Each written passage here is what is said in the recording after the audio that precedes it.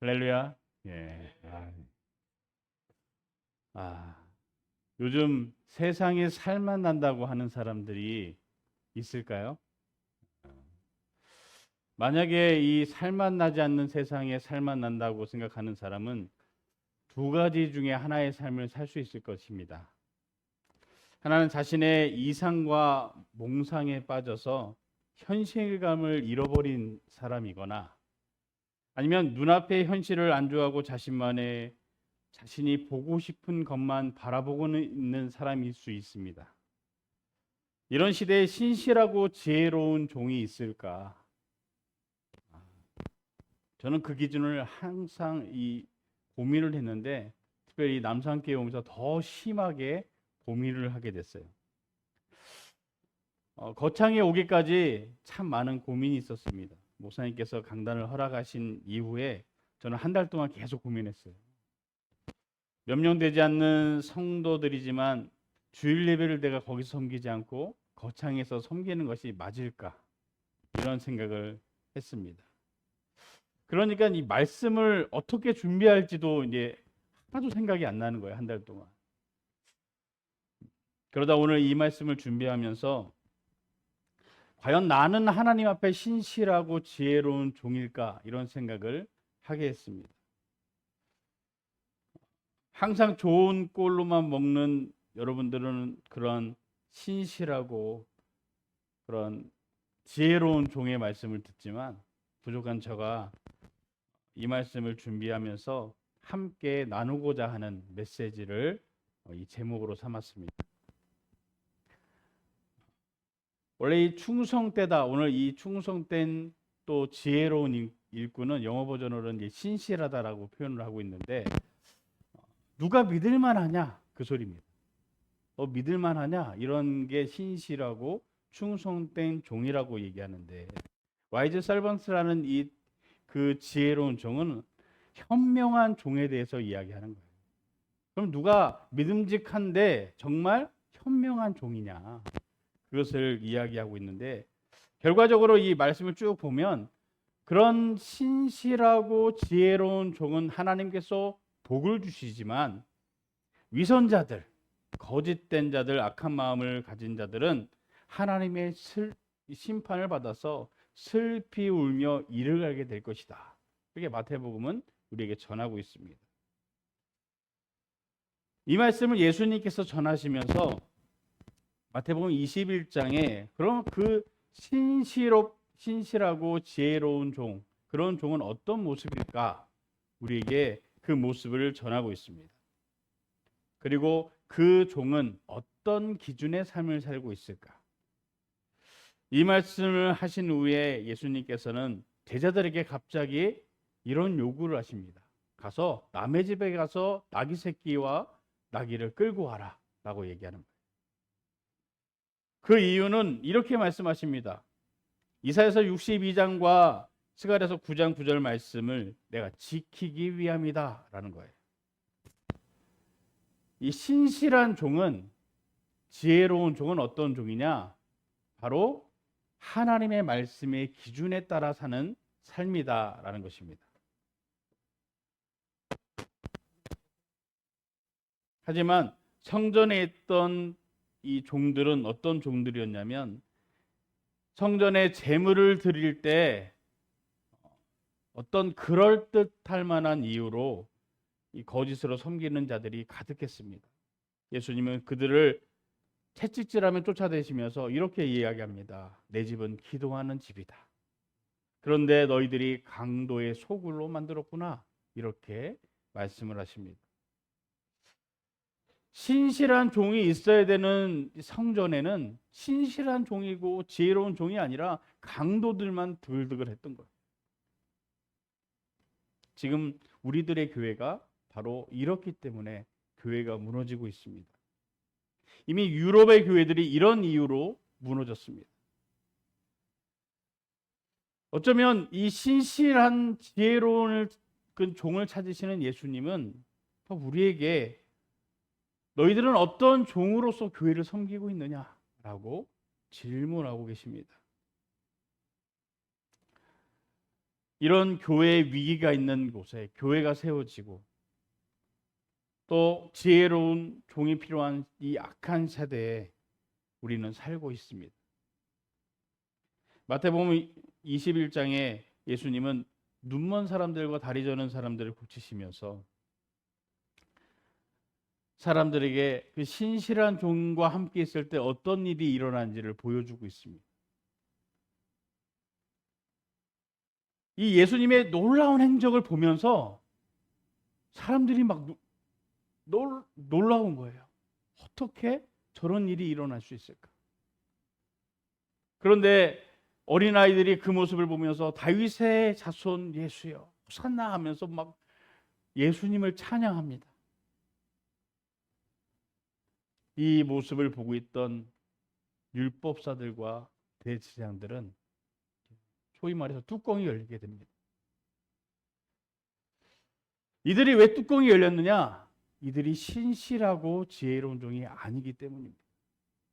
그들은 마태복음 5장에 전하는 것처럼 마치 맛을 잃어버린 소금처럼, 그런 소금은 쓸데없는 소금이라는 거예요. 이런 사람들의 특징이 뭐냐면 자신보다 누군가 칭찬을 받으면 막 화로 가득하는 거예요. 가뜩이나 화가 나는데 예수님께서 신약하신 지 21장에 보면 무화과 나무 곁으로 갑니다. 근데 무화과 나무에 잎사귀만 잔뜩 있는 거예요. 열매가 없었어요. 예수님은 그 열매 없는 무화과 나무를 저주하시는 거예요. 그 자리에 즉시로 나무가 말라 버렸다. 말씀은 증거합니다. 참다 못해서 이 함께 있었던 대제사장과 율법사들이 예수님께 이렇게 이야기합니다. 당신이 무슨 권세로 이런 일을 하십니까? 당신에게 이 권세를 주신 사람이 누굽니까? 라고 묻는 거예요. 우리가 어떤 회의를 하거나 아니면 어떤 사람들이 모임을 가질 때 갑자기 누군가 질문하는 사람들이 있어요. 그 질문하는 사람들의 의도는, 심리적인 의도는 뭐냐면 자신의 기준 앞에 있는 사람을 무너뜨리기 위해서 질문을 하는 거예요. 정말 궁금해서 질문하는 사람들은 거의 없습니다. 예수님은 그 악한 마음을 보시고 거기 있는 사람들에게 이렇게 이야기합니다. 그래? 그럼 나도 한 가지 한번 물어보겠다. 이 대답을 하면 나도 너희들의 질문에 대답을 하겠다라고 이야기하시는 거예요. 그러면서 25절의 말씀을 인용하면서 이렇게 전합니다. 요한의 세례가 어디서 왔느냐? 이 대답을 한번 해봐라 라고 얘기하는 거예요. 이들이 곰곰이 생각해 보니까 요한의 세례가 하늘로부터 왔다 하면 그럼 예수님께서 하늘로부터 온 그 말씀은 너희들은 왜 안 믿느냐? 이렇게 질책할 것 같고, 사람으로부터 왔다라고 고백하면 그 요한을 추종하는 사람들이 많이 있으니까 사람들이 두려워서 대답을 언론하지 못합니다. 그러면서 예수님께 전 모르겠습니다 라고 대답을 합니다. 예수님께서 이렇게 이야기하십니다. 너희가 대답을 하지 않았으니 이 권세가 어디서 왔는지 너희에게 설명할 필요가 없다 라고 이야기하시는 거예요. 누군가 대화를 할 때 사람의 의도를 사람들이 막 파악을 하려고 해요. 이 사람이 왜 이런 얘기를 했지? 저 사람의 행동이 왜 저럴까? 자꾸 의도를 파악하려고 그러면 상대방도 내 의도를 파악하기 시작해요. 그러니까 서로 막 견제만 하기 시작하는 것이죠. 대부분들의 청년들이 결혼을, 연애에 서투른 이유가 바로 이 이유 때문입니다.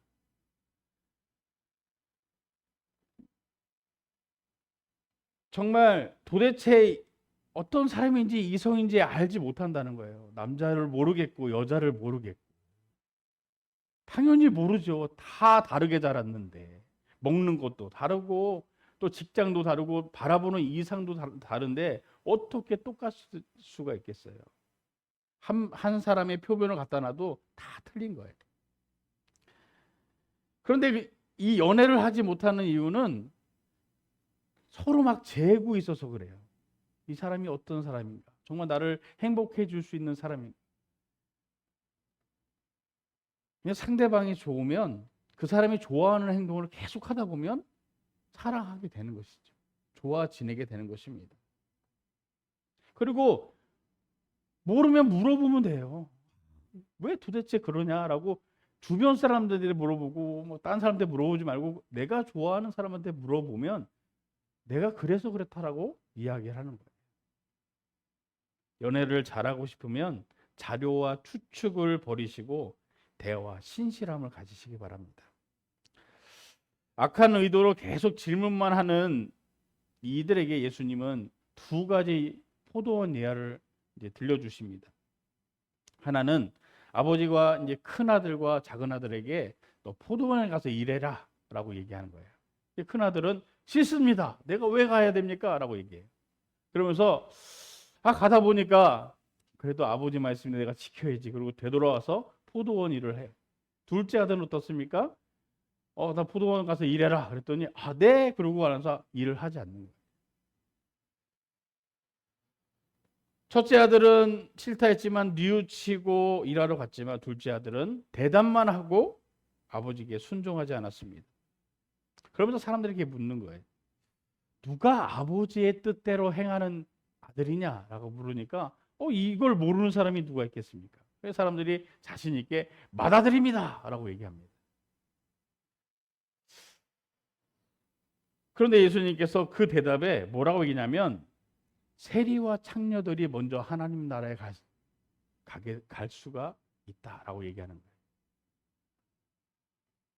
너희들에게 요한은 의의 길을 보여줬다는 거예요. 어떻게 하나님의 자녀가 되고 어떻게 죄에서 구원받는 것을 알려주었는데 너희들은 믿지 않았다. 둘째 아들처럼. 그리고 세리들과 창녀들이 죄를 뉘우친 세리와 창녀들이 그들이 구원받았다. 이 말씀을 전합니다. 신실하고 지혜로운 종은 대답만 하고 아멘하고 할렐루야 주님이 말씀하셨어요. 그렇게 이야기만 하는 사람들이 아니라 죄를 뉘우치고 깨닫고 행동하는 사람들이 바로 신실하고 지혜로운 종이라는 거예요. 복음은 누구나 다 들을 수 있습니다. 지나가면 막 전도지도 밟히는 그런 전도지도 있어요. 하지만 예수 믿고 구원받는 것은 아무나 다 구원받을 수가 없다는 거예요. 구원받는 것에 대해서 마태복음 7장 14절 14절에 이렇게 이야기합니다. 너희들은 좁은 길로 들어가라. 넓은 길은 멸망자들이 가는 길이다라고 말씀을 우리에게 전합니다.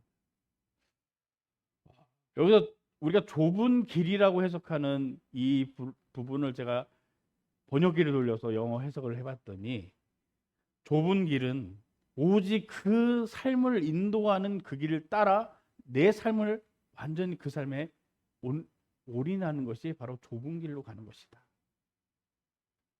누가 옆에서 막 얘기하는 거예요. 그 길이 맞냐?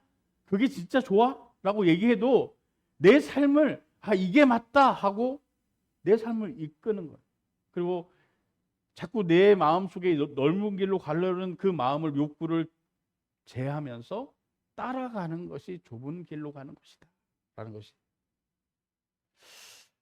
저는 이 거창이라는 곳을 오면서 참 마을이 참 예쁘다. 어떻게 이렇게 조목조목하게 뭐 사진에 담아있는 마을처럼 길도 깨끗하고 어떤 분이 그렇게 얘기하시더라고요. 사람이 안 돌아다녀서 길이 깨끗하다고. 근데 이게 거창을 쭉 보니까 뭐 사람들은 잘 안 돌아다니는지 모르겠지만 뭔가 막 따뜻해 보여요. 또 이 교회가 있는 이 마을에 보니까 참 마을이 참 아름답습니다.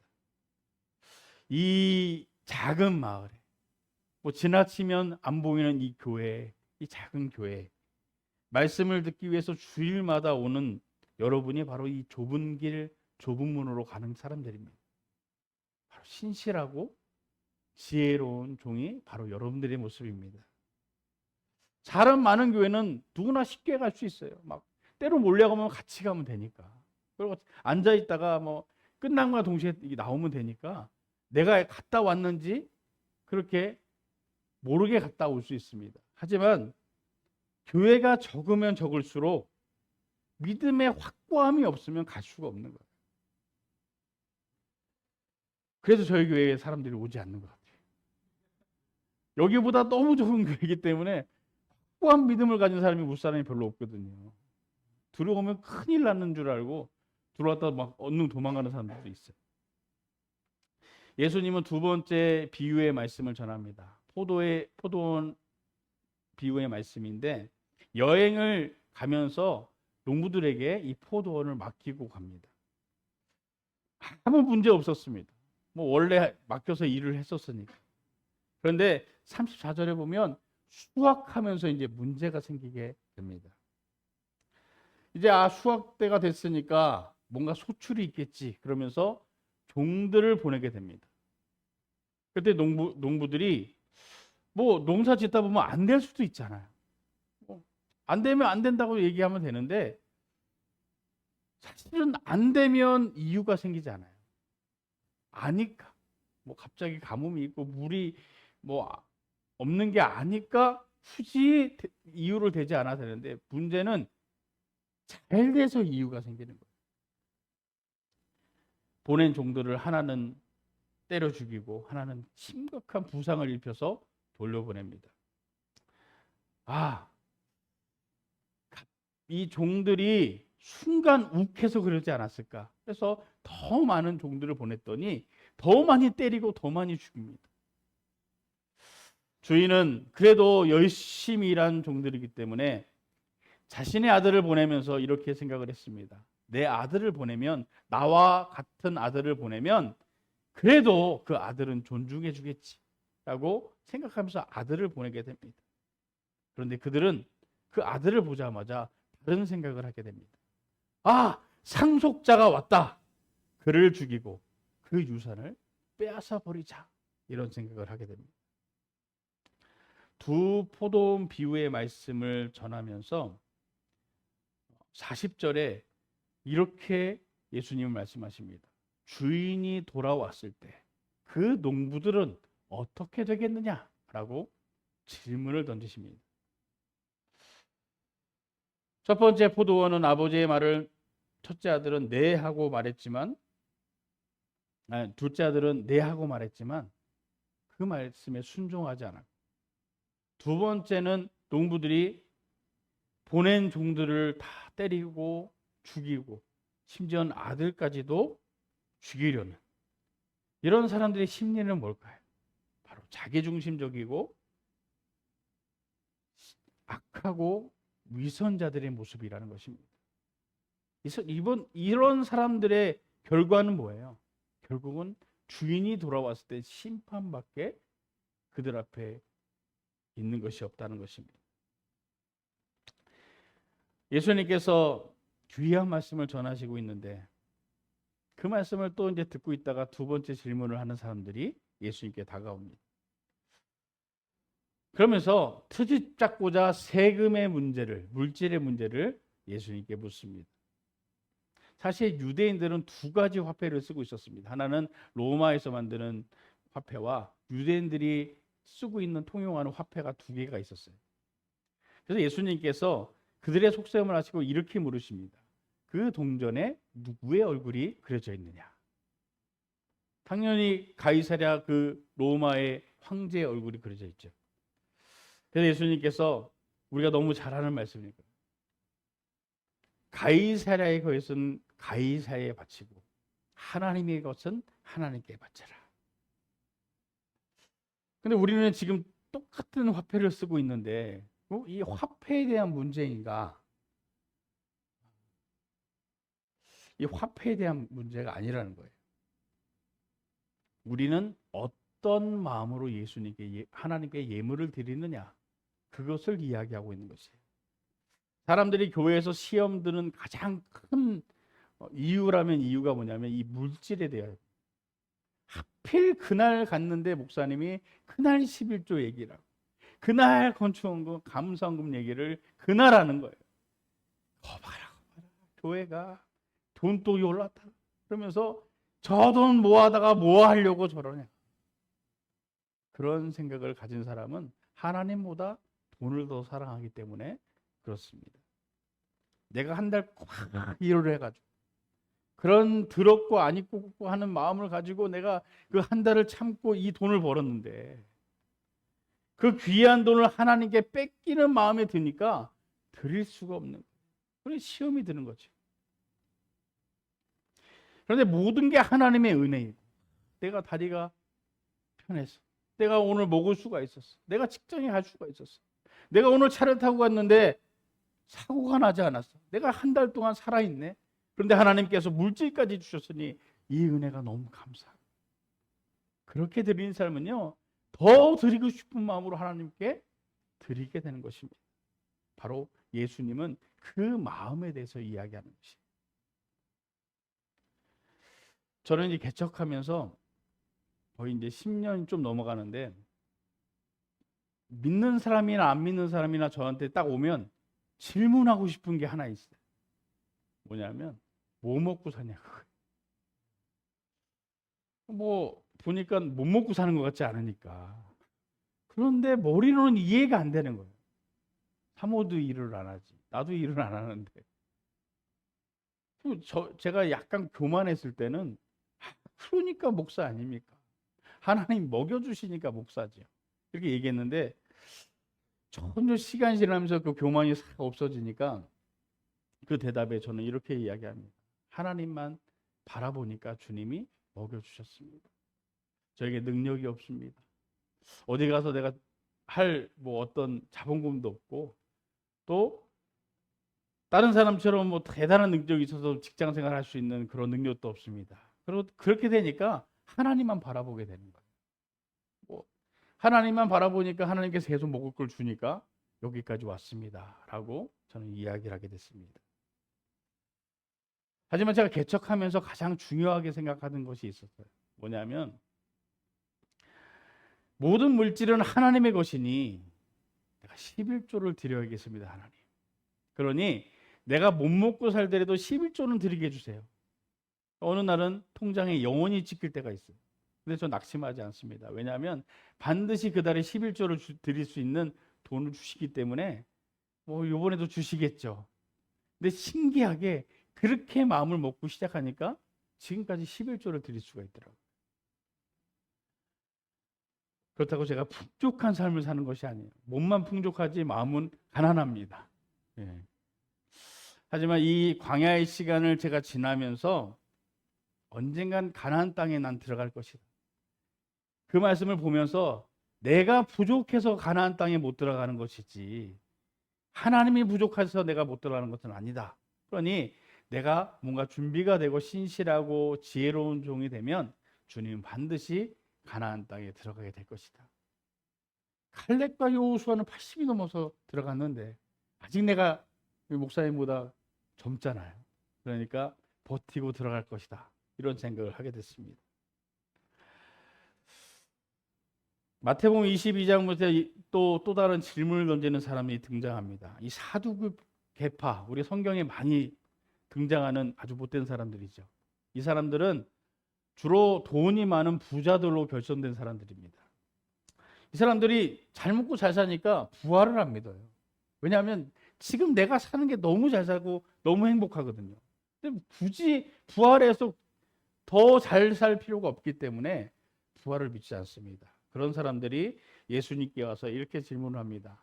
예수님, 율법서에 보니까 형이 아이를 못 가지면 다음 형제가 계속 그 형수와 결혼해서 아이를 낳아야 되는데 몇 번째, 6번째까지도 이제 아이를 못 낳고 다 죽었어요. 그 아내도 죽었어요. 그럼 부활하면 그 아내는 누구의 처가 됩니까? 이성적으로 보면 야, 아주 그냥 촌철살인 같은 질문을 던진 것 같죠. 예수님은 이렇게 이야기하십니다. 하나님은 죽은 자들의 하나님이 아니라 산 자의 하나님입니다. 출애굽기의 말씀을 인용하면서 부활을 믿지도 않는 이 사람들에게 부활 후에 일어날 것을 이들이 궁금해하면서 질문을 던지는 것처럼 보이지만 사실은 이들은 세상 사는 게 너무 너무 좋아서 예수님을 무너뜨리고자 이 질문을 던졌던 것이에요. 사람들이 교회를 떠나는 이유는 딱 한 가지입니다. 교회가 막 부패되고 죄악이 가득하고 저 인간만 내가 떠나면 교회를 갈 건데, 그런데 그 인간이 교회를 다녀서 나는 교회를 떠난다. 그 이유 때문에 떠나는 것이 아니에요. 사실은 그 인간 때문에 우리가 신앙이 더 좋아지는 거예요. 왜냐하면 하나님께 더 매달리거든요. 저 인간만 떠나게 해달라고 계속 기도하게 되니까 신앙이 점점 더 좋아지는 거예요. 사실은 부유해서 교회를 떠나는 것입니다. 힘들고 어려운 삶을 살면 하나님께 더 매달릴 수밖에 없어요. 왜냐하면 의지할 곳이 없기 때문에. 내가 살만하니까, 먹고 살만하니까 주님을 떠나는 거예요. 예수님이 그 말을 전하니까 이 사두개파 사람들이 말문이 막힙니다. 그리고 이 소문을 듣고 도장 깨기 하듯이 바리새파 사람들이 막 몰려옵니다. 그 중에 가장 똑똑한 율법 교사가 예수님께 딱 이야기합니다. 선생님, 율법 가운데 가장 중요한 율법이 무엇입니까? 라고 질문을 딱 던지는 거예요. 이 질문에는 쉽게 얘기하지 못하기에 내가 그 토라의 말씀을 얼마나 달달달 외우는데 한번 얘기만 해봐라. 그런 생각으로 질문을 던졌습니다. 그랬더니 예수님께서 신명기 6장 5절 말씀을 인용하면서 너는 내 마음을 다하고 생명을 다하고 내 뜻을 다해 주님을 사랑해라. 이것이 첫 번째 계명이고, 두 번째는 내 이웃을 사랑해라. 이렇게 전합니다. 그러면서 모든 율법과 예언자의 말씀이 바로 여기서 나왔다라고 전합니다. 그러면서 이 바리새파 사람들에게 다시 예수님은 질문합니다. 너희는 그리스도를 어떻게 생각하느냐? 그가 누구의 자손이냐? 그랬더니 그들이 그동안 배워왔던 것처럼 이 다윗의 자손입니다라고 얘기했더니 시편 110편의 말씀을 인용하면서 다윗이 나를 주라 얘기하는데 내가 어떻게 다윗의 자손이 될 수 있겠느냐? 라고 던지니까 갑자기 그동안 알았던 모든 그 지식이 한 번에 다 무너지게 되는 거예요. 그리고 예수님께 더 이상 묻는 사람이 없었더라. 이 말씀을 기록하고 있습니다.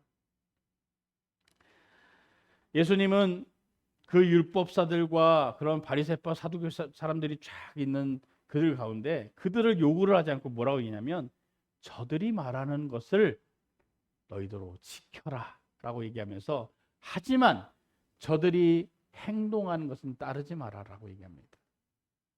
그러면서 23장 4절에서 7절에 보면 그들의 허세만 가득 찬 그 모습을 이야기하면서 그들의 모습은 따라하지 마라 라고 얘기하는 거예요.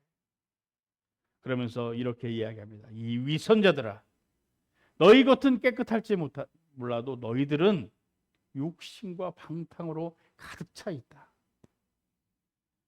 너희들은 겉은 아주 화려한 무덤이지만 그 무덤이 뼈와 썩은 오물만 가득한 그 무덤처럼 그렇게 더러운 것으로 가득하다고 이야기하십니다.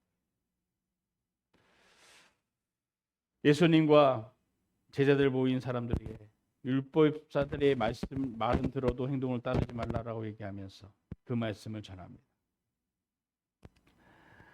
그러면서 24장에 예수님은 제자들에게 사람들에게 이렇게 이야기합니다. 저들이 가득한 저 악한 종들, 위선자들이 가득한 성전을 바라보시면서 성전이 무너져 내릴 것이다 이렇게 얘기합니다. 얼마나 비통한 마음을 가지고 성전을 바라보면서 그렇게 이야기했겠습니까? 그 악함으로 내려지지만 하나님의 성전이 신실한 종과 지혜 있는 종으로 채워져야 되는데 참 안타깝다 이런 마음으로 바라보는 그 예수님께 제자들이 눈치 없이 이렇게 묻습니다. 세상의 끝날 징조를 말해 주십시오 라고 얘기하는 거예요. 사람들은 축복과 형통의 이야기는 잘 들으려 하지 않습니다.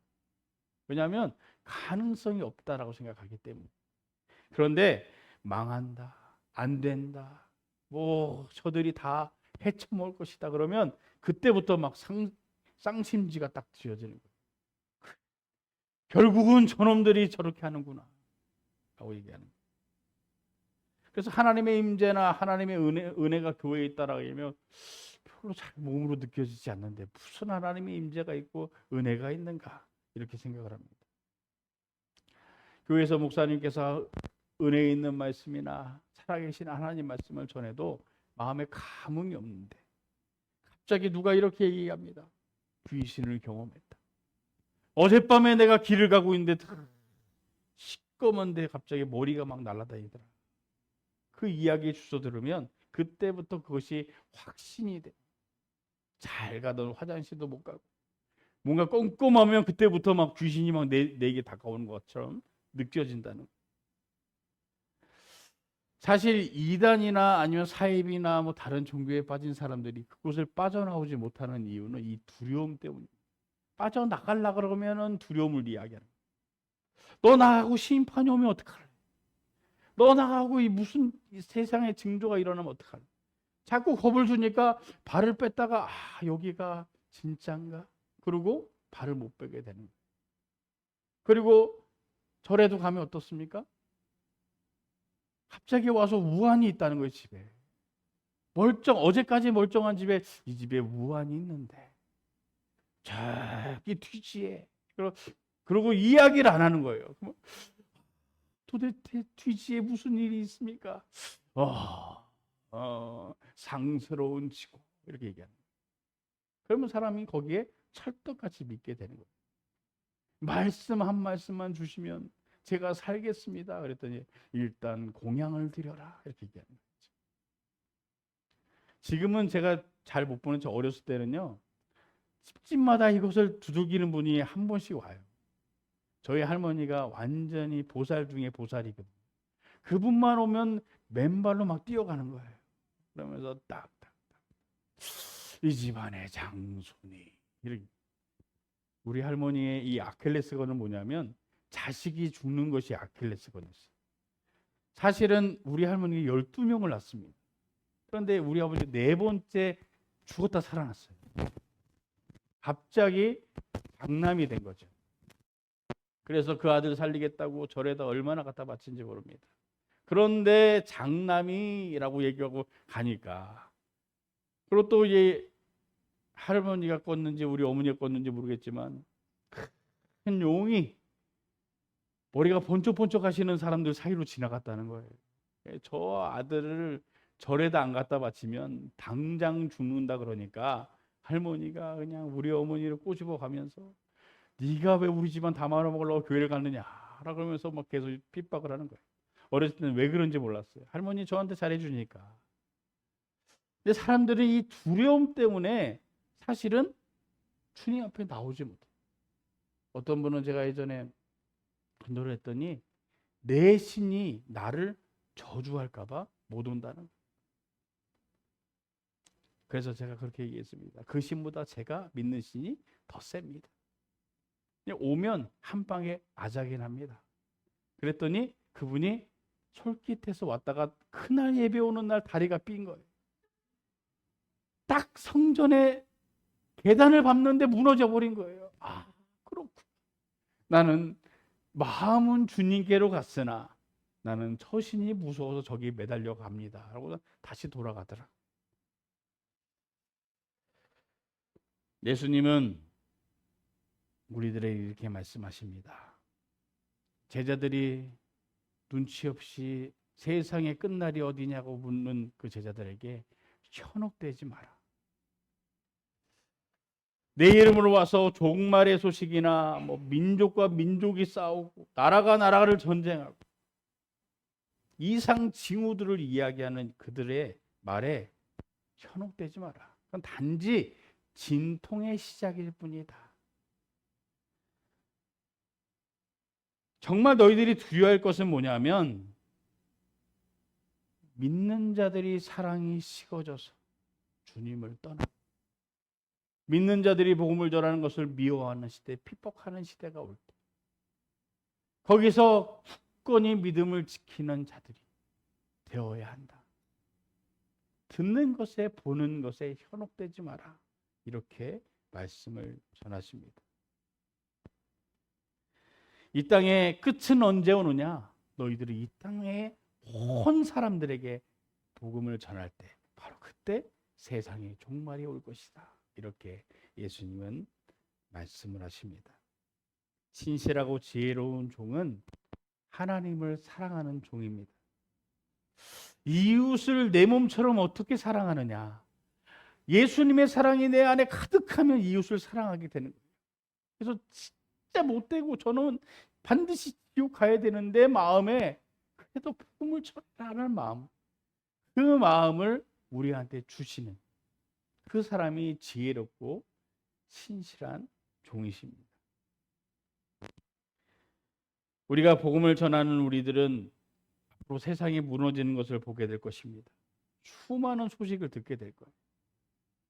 마치 요한계시록에 일어난 일들이 우리 안에 일어나는 것처럼 그렇게 보이는 일들이 나타날 것입니다. 그런데 예수님 뭐라고 얘기합니까? 그것은 진통의 시작일 뿐이다. 우리가 전할 수 있는, 지금 자유롭게 예수님을 전할 수 있는 지금 시대는 아직 시간이 남아있는 거예요. 신실한 종과 지혜로운 종이 복음을 전할 시간이 우리에게 아직 남아 있습니다. 우리는 굳게 서서 이 복음을 전할 사명을 들은 자들입니다. 우리가 이 세상의 복음을 다 전하면 그때 심판이 오게 되는 것입니다. 저는 아직 울산에서 큰 영향을 끼치지 못하는 그런 목회자이지만 주변에서 어떻게든 복음을 전하려고, 불신자들 안으로 들어가려고 그렇게 애쓰고 있습니다.